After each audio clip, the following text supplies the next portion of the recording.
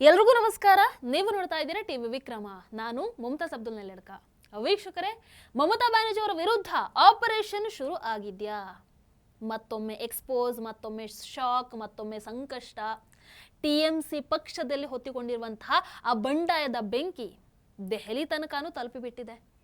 19 ಸಂಸದರ ಪತ್ರ, ಈ ಕಡೆ FIR, ಆ ಕಡೆ 2 ಗಂಟೆಗೆ ಮನೆ ಮೇಲೆ ರೇಡು, ಕಚೇರಿ ಬಂದು, ಒಂದರ ಹಿಂದೆ ಒಂದಾಗಿ ಈಗ ನಡೀತಾ ಇರುವಂತಹ ಬೆಳವಣಿಗೆ ಮಮತಾ ಬ್ಯಾನರ್ಜಿ ಅವರಿಗೆ ಭಾರಿ ತಲೆನೋವಾಗಿ ಪರಿಣಮಿಸಿದೆ.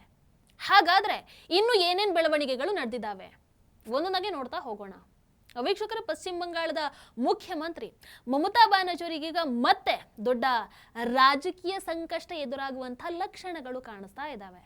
ಆಲ್ರೆಡಿ ಸಂಕಷ್ಟದಲ್ಲಿದ್ದಾರೆ, ಅದು ಬೇರೆ ವಿಚಾರ. ಟಿಎಂಸಿಯಲ್ಲಿ ಬಂಡಾಯದ ಬೆಂಕಿ ಹೊತ್ಕೊಂಡಿದೆ ಅನ್ನುವಂತಹ ಚರ್ಚೆಯ ಮಧ್ಯದಲ್ಲೇ ಈಗ ಒಂದು ಸ್ಫೋಟಕ ಮಾಹಿತಿ ಹೊರಗೆ ಬಿದ್ದಿರುವಂಥದ್ದು. ಏನು ಅಂತಂದ್ರೆ, ಟಿಎಂಸಿಯ ಆ 19 ಬಂಡಾಯ ಲೋಕಸಭಾ ಸಂಸದರ ಸಹಿ ಇರುವಂತಹ ಒಂದು ಪತ್ರ ಸಾರ್ವಜನಿಕವಾಗಿ ಬಹಿರಂಗ ಆಗಿದೆ. ಈ ಪತ್ರವನ್ನ ಲೋಕಸಭಾ ಸ್ಪೀಕರ್ ಓಂ ಬಿರ್ಲಾ ಅವರಿಗೆ ಆಲ್ರೆಡಿ ಕಳುಹಿಸಿ ಕೊಟ್ಟಿದ್ದಾಗಿತ್ತಂತೆ. ಈ ಪತ್ರ ನಿಜಾನಾ ಸುಳ್ಳ, ಅಂದ್ರೆ ಒರಿಜಿನಲ್ ಫೇಕ್ ಅನ್ನುವಂಥ ಚರ್ಚೆ ಜೋರಾಗಿ ನಡೀತಾ ಇತ್ತು. ಬಟ್ ಇದು ಒರಿಜಿನಲ್ಲೇ. ಈ ಪತ್ರದಲ್ಲಿ ಟಿಎಂಸಿಯ 19 ಸಂಸದರ ಹೆಸರು ಹಾಗೆ ಸಹಿಗಳಿದ್ದಾವೆ. ನೀವು ಆ ಪತ್ರವನ್ನ ಸರಿಯಾಗಿ ಗಮನಿಸಿ. ಇಡೀ ಪತ್ರವನ್ನ ಟೈಪ್ ಮಾಡಿಲ್ಲ, ಕೈಯಲ್ಲೇ ಬರೆದಿದ್ದಾರೆ. ಪೆನ್ನಲ್ಲೇ ಹೆಸರನ್ನ ಬರೆದು ಅದರ ಪಕ್ಕದಲ್ಲೇ ಸಹಿಯನ್ನ ಹಾಕಿ ಕೊಟ್ಟಿರುವಂಥದ್ದು. ಈ ಪತ್ರದಲ್ಲಿ 16ನೇ ಹೆಸರನ್ನು ನೋಡಿ ಟಿಎಂಸಿ ಸಂಸದ ಯೂಸುಫ್ ಪಠಾಣ್ ಅವರದ್ದು ಇದೆ. ಇನ್ನು ಮೋದಿಜಿ ಅವರನ್ನ ಭಾರಿ ಹೇಟ್ ಮಾಡ್ತಾ ಇದ್ದಂತಹ, ಬಾಯಿಗೆ ಬಂದ ಹಾಗೆ ಮಾತಾಡ್ತಾ ಇದ್ದಂತಹ ಸಯೋನಿ ಘೋಷ್, ಹಿಂದೂಗಳನ್ನ ಅಪಹಾಸ್ಯ ಮಾಡ್ತಾ ಇದ್ದಂತಹ ಸಯೋನಿ ಘೋಷ್ ಕೂಡ ಇದ್ದಾಳೆ. ಈ ಪತ್ರವನ್ನ ಈಗ ಟಿಎಂಸಿ ಬಂಡಾಯ ಸಂಸದರ ಗುಂಪೆ ಬಿಡುಗಡೆ ಮಾಡಿದನ್ನುವಂತ ಮಾತಿದೆ. ಈ ರೆಬೆಲ್ ಸಂಸದರು ಏನ್ ಮಾಡಿದ್ದಾರೆ ಅಂತಂದ್ರೆ, ಕಳೆದ ಮೇ 18ನೇ ತಾರೀಕು, ಯಾವಾಗ ಹೇಳಿ, ಮೇ 18ನೇ ತಾರೀಕು ಲೋಕಸಭಾ ಸ್ಪೀಕರ್ ಓಂ ಬಿರ್ಲಾ ಅವರಿಗೆ ಈ ಪತ್ರವನ್ನ ಬರೆದು ಸಂಸತ್ತಲ್ಲಿ ನಮ್ಮದೇ ಆದಂತಹ ಒಂದು ಪ್ರತ್ಯೇಕ ಗುಂಪನ್ನ ರಚಿಸೋದಕ್ಕೆ ನಮಗೆ ಅವಕಾಶವನ್ನ ಮಾಡಿಕೊಡ್ಬೇಕು ಅಂತ ಮನವಿ ಮಾಡಿದ್ರಂತೆ. ಅಷ್ಟೇ ಅಲ್ಲ, ಟಿಎಂಸಿಯಿಂದ ಪ್ರತ್ಯೇಕವಾಗಿ ಕೂತ್ಕೊಳ್ಳೋದಕ್ಕೆ ಕೂಡ ಅವಕಾಶವನ್ನ ಕೊಡಬೇಕನ್ನುವಂತಹ ಬೇಡಿಕೆಯನ್ನ ಕೂಡ ಮುಂದೆ ಇಟ್ಟಿದ್ದಾರೆ.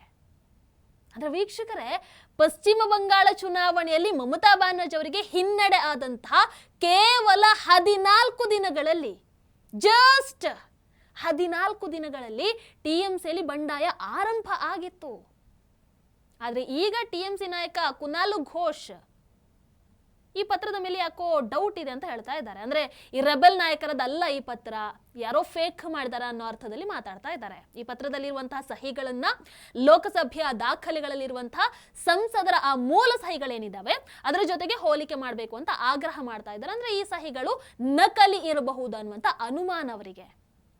ವೀಕ್ಷಕರಿಗೆ, ಇದರ ಮಧ್ಯೆ ಮತ್ತೊಂದು ದೊಡ್ಡ ಬೆಳವಣಿಗೆ ನಡೆದಿರುವಂಥದ್ದು.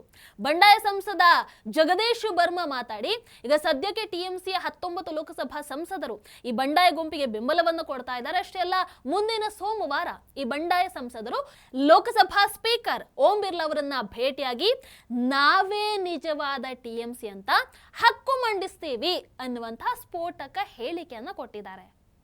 ಬಟ್ ಇಲ್ಲಿ ಒಂದು ಪ್ರಶ್ನೆ ಬರುತ್ತೆ. ಏನು? ಈ ಬಂಡಾಯ ಸಂಸದರು ತಮ್ಮನ್ನ ತಾವು ನಾವೇ ನಿಜವಾದ ಟಿಎಂಸಿ ಅಂತ ಯಾಕೆ ಹೇಳ್ಕೊಳ್ತಾ ಇದ್ದಾರೆ? How possible? ಅದನ್ನ ಅರ್ಥ ಮಾಡ್ಕೊಳ್ಬೇಕು ಅಂತಂದ್ರೆ ಮೊದಲು ಲೋಕಸಭೆಯ ಸಂಖ್ಯಾಬಲವನ್ನ ನಾವು ನೋಡ್ಬೇಕಾಗತ್ತೆ. ಈಗ ಲೋಕಸಭೆಯಲ್ಲಿ ಮಮತಾ ಬ್ಯಾನರ್ಜಿ ಅವರ ಟಿಎಂಸಿಗೆ 28 ಸಂಸದರಿದ್ದಾರೆ, ಹೌದಲ್ವೋ? ಆ 28 ಸಂಸದರ 2/3 ಮೆಜಾರಿಟಿ 19 ಆಗುತ್ತೆ. ಅಂದ್ರೆ ಬಂಡಾಯ ಸಂಸದರ ಗುಂಪಿನ ವಾದ ಏನು ಅಂತಂದ್ರೆ, ನಮ್ಮ ಜೊತೆಗೆ 19 ಸಂಸದರ ಬೆಂಬಲ ಇದೆ, ನಾವು ಮೆಜಾರಿಟಿ ಇದ್ದೀವಿ, 2/3 ಮೆಜಾರಿಟಿ ಇದೆ ನಮ್ಮ ಹತ್ರ.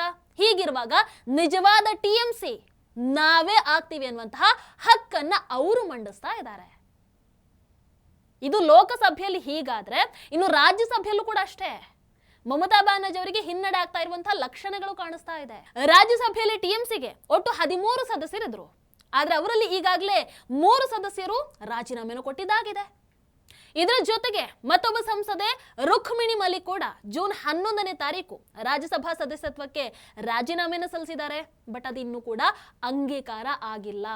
ಅಂಗೀಕಾರ ಆದ್ರೆ 4 ವಿಕೆಟ್ ಡೌನ್.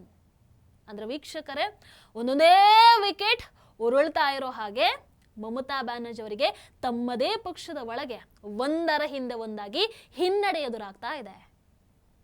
ಇದೇ ದೊಡ್ಡ ಸಮಸ್ಯೆ ಅಂತ ಇರುವಾಗ ಈಗ ಮಮತಾ ಬ್ಯಾನರ್ಜಿ ಅವರಿಗೆ ಮತ್ತೊಂದು ದೊಡ್ಡ ಕಂಟಕ ಎದುರಾಗಿದೆ. ಏನು? ಪಶ್ಚಿಮ ಬಂಗಾಳ ಮುಖ್ಯಮಂತ್ರಿ ಆಗಿದ್ದಂತಹ ಸಂದರ್ಭದಲ್ಲಿ ಮಮತಾ ಬ್ಯಾನರ್ಜಿ ಅವರು ಒಂದು ಹೇಳಿಕೆಯನ್ನು ಕೊಡ್ತಾರೆ. ಅದರ ವಿರುದ್ಧ ಈಗ ಕೋಲ್ಕತ್ತಾದಲ್ಲಿ FIR ದಾಖಲಾಗಿರುವಂಥದ್ದು ಯಾಕೆ ಅಂತ ಕೇಳಿ. ವಿಧಾನಸಭಾ ಚುನಾವಣಾ ಪ್ರಚಾರದ ಸಂದರ್ಭದಲ್ಲಿ ಹಿಂದೂಗಳ ವಿರುದ್ಧ ಪ್ರಚೋದನಕಾರಿ ಭಾಷಣವನ್ನ ಮಾಡಿದ್ರು. ಮೇ 20ನೇ ತಾರೀಕು ತುಷಾರ್ ಕಾಂತಿ ದಾಸ್ ಅನ್ನುವಂತಹ ವ್ಯಕ್ತಿ ಕೋಲ್ಕತ್ತಾದ ನೇತಾಜಿ ನಗರ ಪೊಲೀಸ್ ಠಾಣೆಯಲ್ಲಿ ದೂರನ್ನು ದಾಖಲು ಮಾಡ್ತಾರೆ. ಸೊ ದೂರಲ್ಲಿ ಏನ್ ಹೇಳಲಾಗಿದೆ ಅಂತಂದ್ರೆ, ಮಮತಾ ಬ್ಯಾನರ್ಜಿ ಚುನಾವಣಾ ಸಭೆ ಒಂದರಲ್ಲಿ ಎರಡೂ ಸಮುದಾಯಗಳ ನಡುವೆ ದ್ವೇಷ ಹಾಗೆ ಉದ್ವಿಗ್ನತೆ ಹೆಚ್ಚಿಸುವಂತ ಹೇಳಿಕೆಯನ್ನು ಕೊಟ್ಟಿದ್ರು. ಅಷ್ಟೇ ಅಲ್ಲ, ಸುಳ್ಳು ಮಾಹಿತಿಗಳ ಮೂಲಕ ಎರಡೂ ಸಮುದಾಯಗಳ ನಡುವೆ ವೈಮನಸ್ಸನ್ನು ಹುಟ್ಟಿಸುವಂತ ಪ್ರಯತ್ನ ನಡೆಸಲಾಗಿದೆ. ಇದು ದೂರುದಾರರ ಆರೋಪ. ಹೀಗಾಗಿ ವೀಕ್ಷಕರೀಗ ಪಶ್ಚಿಮ ಬಂಗಾಳ ಪೊಲೀಸರು ಮಮತಾ ಬ್ಯಾನರ್ಜಿ ಅವರ ಈ ಒಂದು ಚುನಾವಣಾ ಭಾಷಣದ ಬಗ್ಗೆ ತನಿಖೆಯನ್ನು ನಡೆಸ್ತಾ ಇದ್ದಾರೆ. ಇದನ್ನೇ ಸಹಿಸಿಕೊಳ್ಳೋದಕ್ಕಾಗ್ತಾ ಇಲ್ಲ ಅನ್ನುವಷ್ಟರಲ್ಲಿ ರಾತ್ರಿ 2 ಗಂಟೆಗೆ ಏಕಾಏಕಿ ಸಾಲ್ಬೋನಿ ಭೂ ಹಗರಣಕ್ಕೆ ಸಂಬಂಧಪಟ್ಟ ಹಾಗೆ ಸಾಲ್ಬೋನಿ ಪೊಲೀಸ್ ಠಾಣೆ ಒಂದು ತಂಡ TMC ಸಂಸದ ಅಭಿಷೇಕ್ ಬ್ಯಾನರ್ಜಿ ಅವರ ಮನೆಗೆ, ಕೋಲ್ಕತ್ತಾ ಮನೆಗೆ ಭೇಟಿ ಮಾಡ್ತಾರೆ. ರೇಡ್ ಆಗತ್ತೆ. ಮಮತಾ ಬ್ಯಾನರ್ಜಿ ಅವರು ಓಡ್ಕೊಂಡು ಬರ್ತಾರೆ. ಪಾಪ ಏನ್ ಮಾಡಕ್ಕಾಗ್ಲಿಲ್ಲ. ಅಧಿಕಾರ ಇಲ್ವೇ, ಈ ಬಾರಿ ತಡೆಯುವಂತಹ ತಾಕತ್ತು ಆಕೆಗೆ ಇರಲಿಲ್ಲ.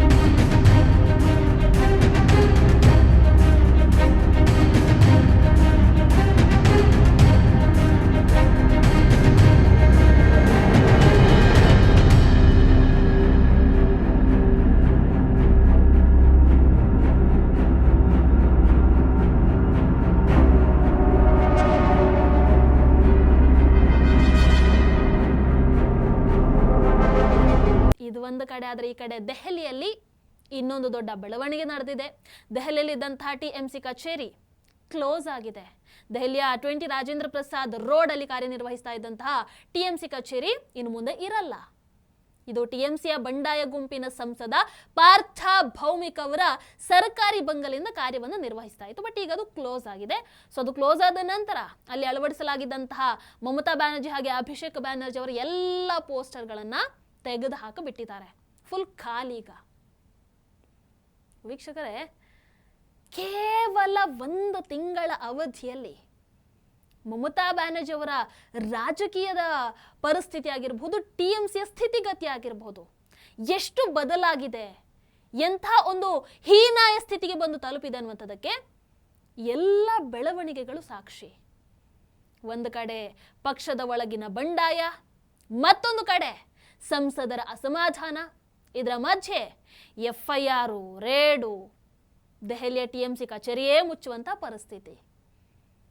ಹಾಗಾದ್ರೆ ಪಶ್ಚಿಮ ಬಂಗಾಳದ ರಾಜಕೀಯದಲ್ಲಿ ಮಮತಾ ಬ್ಯಾನರ್ಜಿ ಎದುರಿಸ್ತಾ ಇರುವಂಥ ಈ ಸಂಕಷ್ಟ ಇಲ್ಲಿಗೆ ಮುಗಿಯುತ್ತಾ ಅಥವಾ ಇದಿನ್ನೂ ಗಂಭೀರ ಸ್ವರೂಪವನ್ನ ಪಡ್ಕೊಳ್ಳುತ್ತಾ? ಮುಂದಿನ ದಿನಗಳಲ್ಲಿ ಕಾದು ನೋಡಬೇಕು. ನಿಮ್ಮ ಅನಿಸಿಕೆಯನ್ನು ಕಮೆಂಟ್ ಮಾಡಿ. ನಮಸ್ಕಾರ. ಟಿವಿ ವಿಕ್ರಮ, ದೇಶ ನಿಮ್ಮ ಕೈಯಲ್ಲಿ. ಈ ಕಾರ್ಯಕ್ರಮ ನಿಮಗೆ ಇಷ್ಟ ಆಗಿದ್ದಲ್ಲಿ ಲೈಕ್, ಶೇರ್ ಹಾಗೂ ಕಮೆಂಟ್ ಮಾಡಿ. ಟಿವಿ ವಿಕ್ರಮದ ಕಾರ್ಯಕ್ರಮಗಳನ್ನು ನಿರಂತರವಾಗಿ ವೀಕ್ಷಿಸಲು ಸಬ್ಸ್ಕ್ರೈಬ್ ಮಾಡಿ, ಬೆಲ್ ಐಕನ್ ಒತ್ತಿ.